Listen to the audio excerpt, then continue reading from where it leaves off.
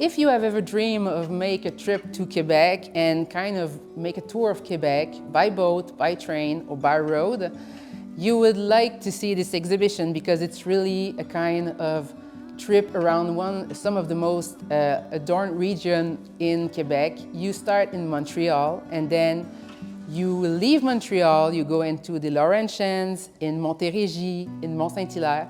You discover some of the most loved landscape that were painted by the Impressionist painters. You also discover paintings from the Quebec City, some wonderful view from Lévis on Quebec City and the ferries at the beginning of the 20th century.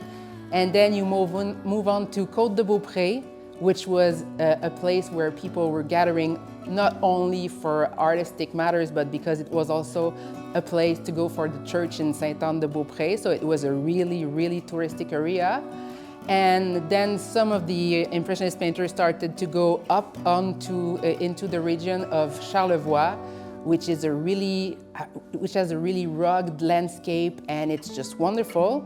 And it was at a time that the urbanization of Quebec was really progressing rapidly, and all of these painters kind of decided to go far away from the urban regions to work on some remote landscapes.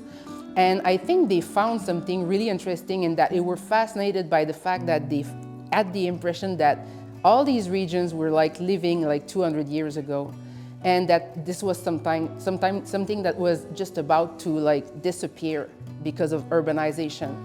So more and more of them worked in 𝘋𝘳𝘦𝘍𝑒, in Charlevoix, and they left an incredible amount of paintings that were made in that region, from 1885 up to the 1930s. So it's really a trip with the Quebec Impressionists, the most important ones, with some of the most important paintings that were made by them.